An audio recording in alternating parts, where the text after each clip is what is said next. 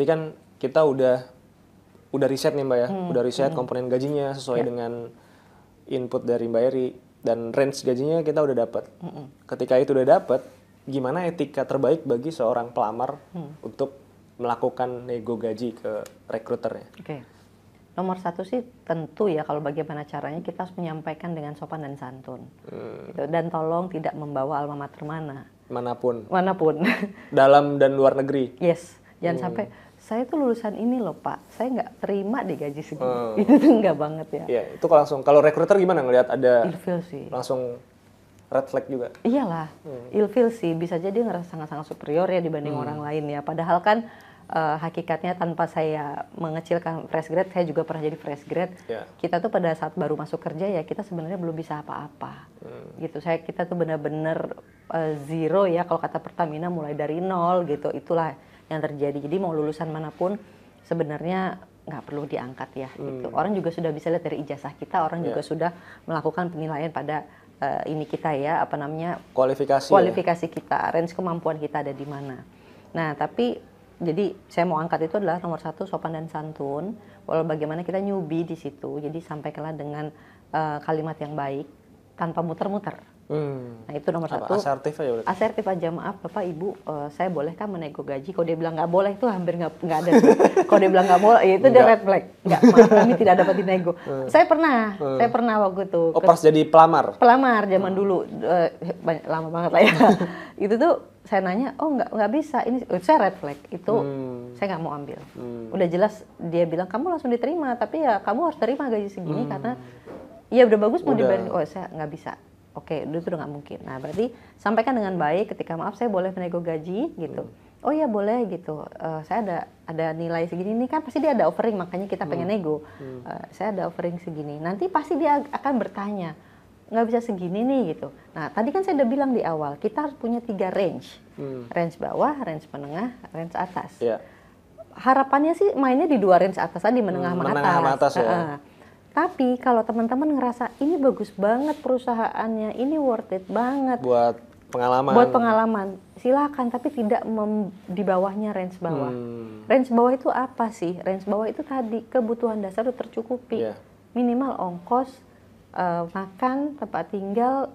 Teman-teman juga harus membeli pakaian loh, pakaian kerja. Walaupun tolong tidak membeli yang branded di luar kemampuan fresh grade. Tiba-tiba dia mau beli tasnya tas Gucci untuk tas laptop, kan kita repot ya. Itu bukan untuk konsumsi fresh grade gitu. Yang wajar aja gitu kan.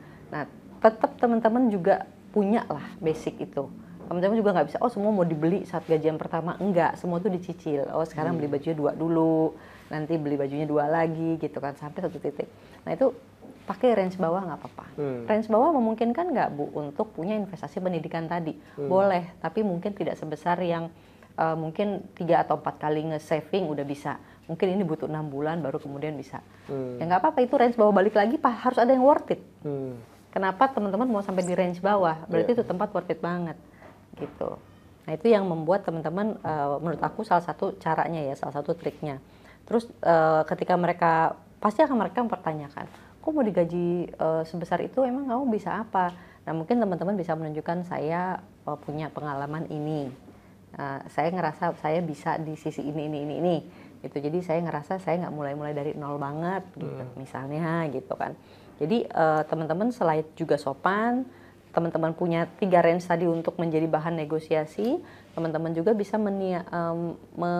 menaikkan diri kalian dengan menyampaikan hal yang nilai kelebihan, justifikasi atas kelebihan yang dimiliki gitu ya. Oke, jadi tadi ya penting banget untuk bisa sopan santuy, sopan santun. Ya tentu kalau kita menunjukkan arogansi atau superioritas juga rekruter juga bakal tadi ya Mbak, males lanjut gitu. Mungkin iya aja biar cepet tapi nggak dipanggil lagi. Dan yang penting juga bisa menunjukkan apa yang kita miliki ya, kualifikasi kita apa, dan supaya itu bisa jadi pertimbangan buat rekruter untuk melihat oh ini anak punya kapasitas gitu, dan percaya diri ya. Percaya diri yang baik ya. Ya karena kalau yang nggak percaya diri mungkin tadi ya di awal ngasih gajinya di bawah banget gitu. Karena nggak semua perusahaan juga dengan berbaik hati Kita naikin standar kita lah, kasihan kerjanya sama kok dia di bawah sih gajinya gitu. Iya benar. Gitu. Jadi malah haji mumpung. Iya. dapat ini nih, dapat yang di bawah nih, misalnya hemat budget gitu ya. Iya. Bisa kayak gitu ada. Nah kemudian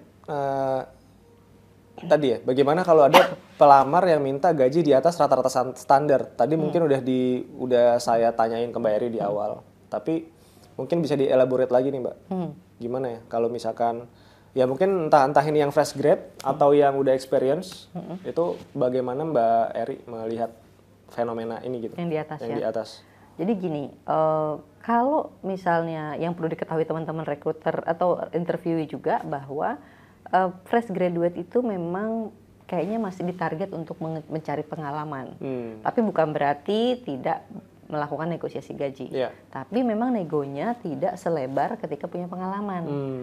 Ketika punya pengalaman, tadi di proses yang tadi, ketika dia nyampein, saya mau minta segini karena dia bisa menjustifikasi kemampuan dia. Kalau fresh graduate agak sempit tuh. Justifikasi kemampuan tuh biasanya pakai apa aja Mbak? Selain pengalaman kerja udah 5 tahun, 7 tahun, 10 tahun, bahkan lebih. Biasanya yang justifikasi yang dia lakukan adalah ketika misalnya gini, dia ngelamar misalnya gitu ya. Dia ngelamar di posisi manajerial gitu kan. Nah, pasti udah dituntut dong, dia sudah bisa bikin reporting sendiri, bahkan mungkin punya proyeksi market, bisa juga nge-handle tim dan lain sebagainya. Itu bisa dijustifikasi sama dia gitu kan. Atau misalnya waktu itu saya pernah mencari penulis gitu ya, yang backgroundnya researcher ya, dia bisa mengatakan saya pernah dalam 1 hari itu menghasilkan sekian tulisan. Itu kan justifikasi yang menunjukkan produktivitasnya mereka kan. Jadi itu harus diangkat, harus ditunjukkan. Kalau fresh graduate kan mereka melakukan justifikasi juga memang belum tampak gitu loh hasilnya. Ya baru dari hasil IPK misalkan. IPK, organisasi magang mungkin. Kalau case yang relevan sama pekerjaannya mungkin ya belum ya. Belum, karena hanya belum paling masuk. Berdasarkan magang aja. Mungkin magang. Betul. Atau dia pernah freelance, itu masih oke gitu kan. Tapi sebatas itu kan. Betul. Tapi kalau misalnya yang nego gaji itu adalah orang yang punya pengalaman, tentu dia lebih bisa menunjukkan skill-skill dia yang pernah dia benar-benar udah ajak dimiliki sama dia. Nah itu biasanya itu perlu dipahami yang pertama ya gitu kan. Nah kalau dia misalnya dari sisi kami ya interviewer ya, ketika ada orang minta gaji di atas rata-rata, kalau sebagus itu aku akan mengeksplor dia bisa apa lagi nih. Jadi role-nya ditambah gitu kan. Role-nya ditambah ya seperti berinvestasi lah, ada resiko gitu kan. Ini kayaknya bagus nih. Ini kayaknya worth it nih gitu. Kayak beli barang. Lu beli sepatu yang harga 2 juta sama yang harga 500.000. Pasti ekspektasinya tinggi di 2 juta dong. 2 juta ini kemungkinan saya tidak akan ganti sepatu lagi dalam waktu sekian tahun gitu kan. Nah sepatu 2 juta ini bisa dipakai lari, bisa dipakai jalan, bisa dipakai naik kereta. Kan kebergunaannya banyak gitu. Sama ketika si perusahaan mengambil orang yang di luar budget, dia harus memikirkan bahwa ngambil resiko bahwa orang ini mungkin bisa banyak aspek yang bisa dia pakai dan dia lebih long last atau apa segala macam. Ya seperti berbisnis aja. Tapi kalau misalnya terlalu jauh, misalnya di luar budget itu biasanya perusahaan tidak. Misalnya dia punya budgetnya awalnya 8 juta. Tapi orang tuh 10 juta minta masih bisa diupayakan deh dengan catatan tadi.